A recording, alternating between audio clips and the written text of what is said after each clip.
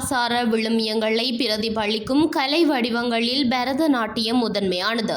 சிவபெருமானின் ஆனந்த தாண்டவம் மற்றும் ருத்ர தாண்டவம் ஆகியவற்றை அடிப்படையாக கொண்ட இத்தகைய பாரம்பரிய கலையை கற்பதில் எமது இளம் தலைமுறையினர் காட்டும் ஆர்வம் எமது கலை கலாசாரத்தின் இருப்பை உறுதி செய்கின்றது என வடக்கு மாகாண கௌரவ ஆளுநர் என் வேதநாயகன் தெரிவித்தார்.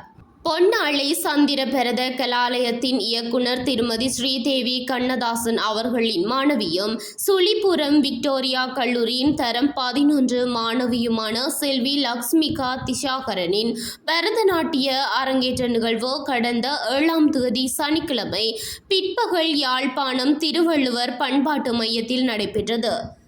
வலிகாமம் வலய கல்வி அலுவலகத்தின் முன்னாள் பிரதி கல்வி பணிப்பாளர் கே சந்திரபாலன் தலைமையில் நடைபெற்ற இந்நிகழ்வில் பிரதம விருந்தினராக கலந்து கொண்டு உரையாற்றும் போதே ஆளுநர் மேற்கண்டவாறு தெரிவித்தார். அவர் மேலும் தெரிவிக்கையில், சுழிபுரம் விக்டோரியா கல்லூரியில் கல்வி பயிலும் செல்வி லக்ஷ்மிகா திசாகரன் அவர்களின் குடும்ப பின்னணியை நான் நன்கறிவேன். கலைகளின் பால் ஈர்க்கப்பட்ட குடும்பத்திலிருந்து வந்த இவர் தனது கல்வியுடன் இணைந்ததாக கடுமையான அர்ப்பணிப்புடன் இக்கலையை முறையாக பயின்று இன்று அரங்கேற்றம் செய்வது பாராட்டத்தக்கது. இவரது குரு திருமதி ஸ்ரீதேவி கண்ணதாசன் மிகச்சிறந்த கலைஞர். அவரது நடன நிகழ்வுகள் எப்போதும் தரம் வாய்ந்தவை. அவரது தந்தையாரும் சிறந்ததொரு நிர்வாகி. அத்தகைய குருவிடம் பயின்ற மாணவியான லக்ஷ்மிகாவின் ஆற்றுகை இன்று ஒரு அரங்கேற்றம் என்பதை தாண்டி முதிர்ச்சியானதொரு கலைஞரின் ஆற்றுகையை போன்று பிரமிப்பை ஏற்படுத்தியிருக்கின்றது. சிவபெருமான் ஆனந்தமாக இருக்கும்போது ஆனந்த தாண்டவமும், சீற்றத்துடன் இருக்கும்போது ருத்ர தாண்டவமும் ஆடுவார் என புராணங்கள் கூறுகின்றன. அந்த சிவனை மையப்படுத்திய அவரின் நடன வடிவத்தை அடிப்படையாக கொண்டே இந்த பரதநாட்டிய கலையும் அமைந்திருக்கின்றது.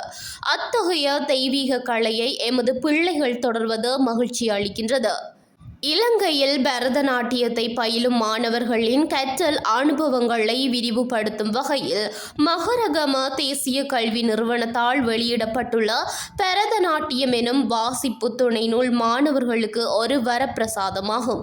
மாணவர்கள் இந்நூலில் உள்ள விடயங்களை தமதாக்கிக் கொண்டு இத்துறையில் இன்னும் உயர்ந்த நிலையை அடைய வேண்டும் என்றார். இந்நிகழ்வில் சிவபூமி அறக்கட்டளையின் தலைவர் செஞ்சொற்செல்வர் கலாநிதி ஆறு திருமுருகன், கோப்பாய் ஆசிரியர் கலாசாலையின் ஓய்வு நிலை விரிவுரையாளர் திருமதி சாந்தினி சிவனேசன் உள்ளிட்ட சிறப்பு விருந்தினர்கள், மதகுருமார்கள், கல்விமான்கள், கலைஞர்கள் மற்றும் பொதுமக்கள் என பலரும் கலந்து கொண்டனர்.